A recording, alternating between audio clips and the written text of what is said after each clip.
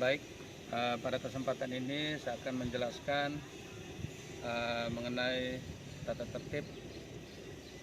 Tata tertib adalah segala sesuatu yang harus dilaksanakan. Di dalam hal ini, kalau kita lihat pengertian daripada tata tertib di dalam Kamus Besar Bahasa Indonesia, ini kata lain adalah disiplin. Tata tertib atau disiplin ini memang perlu kita laksanakan, khususnya di dalam lingkungan pendidikan.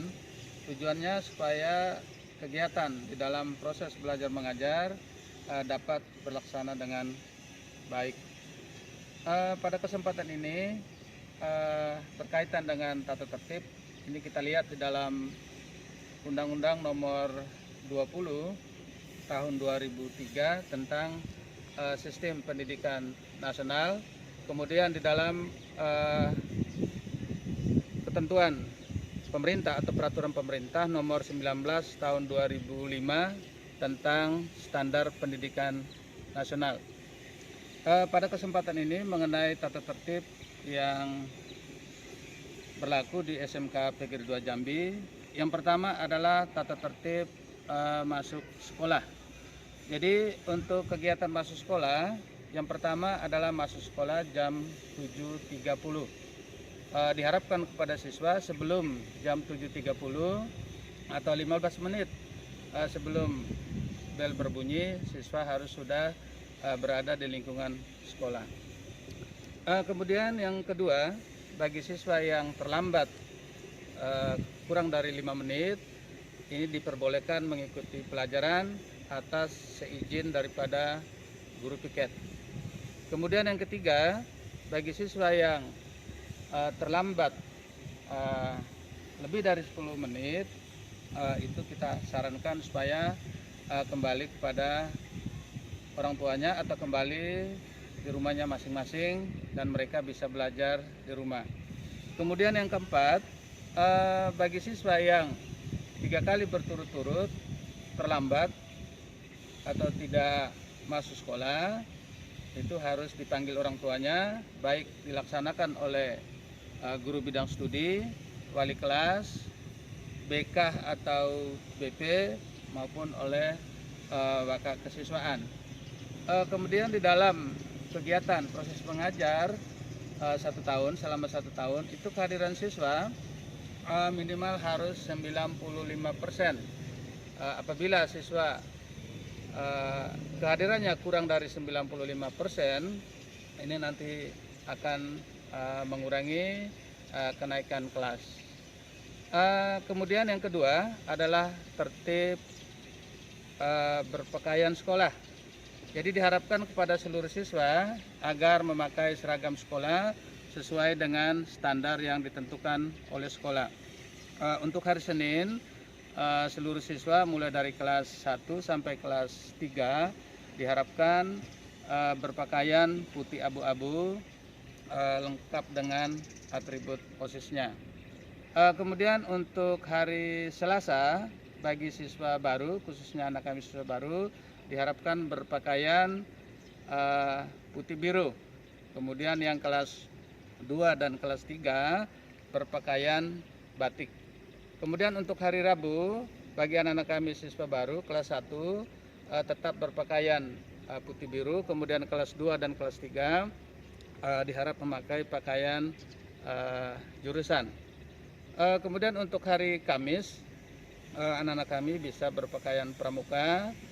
Dan hari Jumat kita melaksanakan kegiatan ekstrakurikuler dan diharapkan kepada siswa berpakaian olahraga.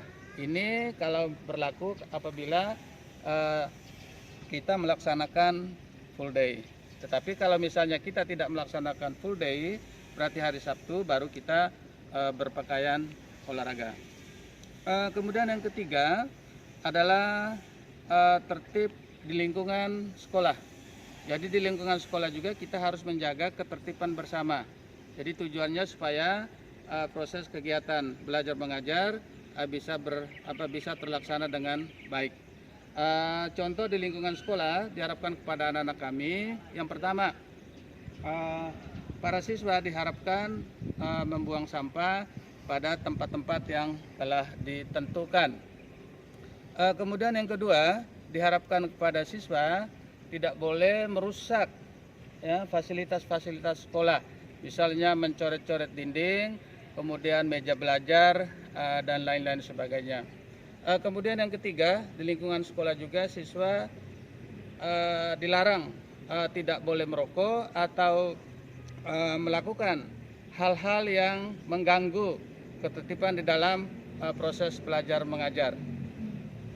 Kemudian yang keempat adalah kegiatan administrasi.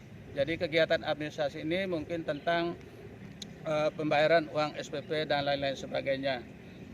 Yang mana untuk pembayaran uang SPP diharapkan kepada siswa agar dapat dilakukan pembayaran setiap tanggal 10 pada bulan yang bersangkutan, supaya proses kegiatan belajar mengajar kita yang berlaku di SMK PGRI 2 Jambi dapat terlaksana dengan baik. Kemudian yang keempat, ini adalah tertib etika. Jadi tertib etika ini juga sangat penting, mengingat sekarang ini pemerintah menekankan bahwa masalah karakter daripada siswa ini memang perlu kita perhatikan secara serius.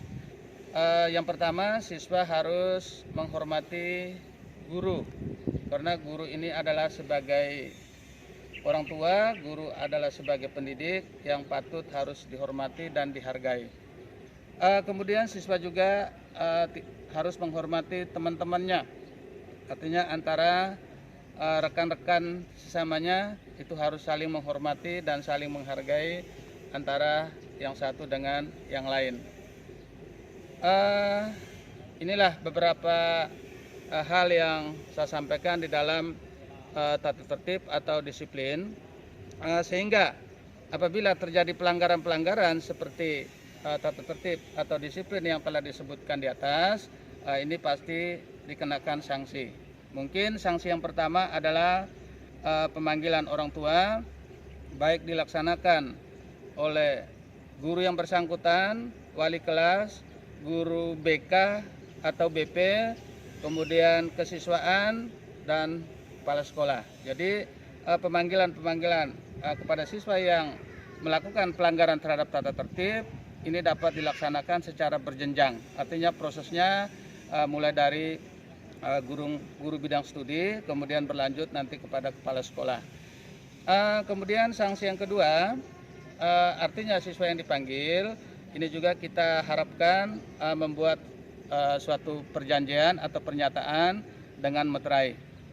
Yang ketiga, apabila di dalam perjanjian-perjanjian tersebut siswa tidak mengindahkan apa yang telah disepakati bersama antara siswa yang bersangkutan dengan sekolah, maka siswa ini akan disarankan pindah sekolah atau kita kembalikan kepada orang tuanya. Ini sanksi yang terakhir. Tetapi yang pertama, apapun persoalannya, ini memang kita bina, kita proses dengan baik.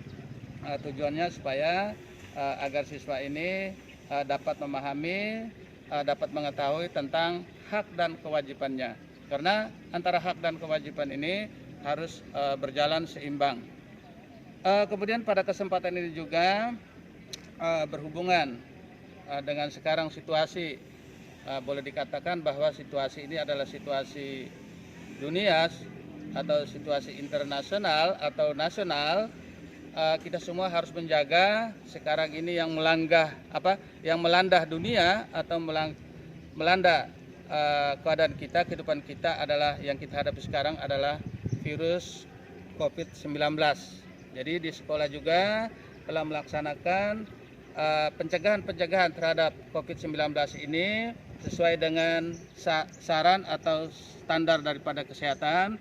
Mungkin kita mengharapkan kepada siswa yang pertama tidak boleh berkumpul, kemudian yang kedua siswa juga memasuki lingkungan sekolah diharapkan untuk memakai masker, kemudian kita siapkan juga dengan cuci tangan, kemudian mungkin alat kesehatan atau alat pengukur suhu, sehingga prosedur-prosedur ini dapat kita terapkan di lingkungan sekolah. Jadi tujuannya supaya kita terhindar daripada virus COVID-19 yang melanda dunia, bukan hanya Indonesia, tapi ini merupakan peristiwa dunia.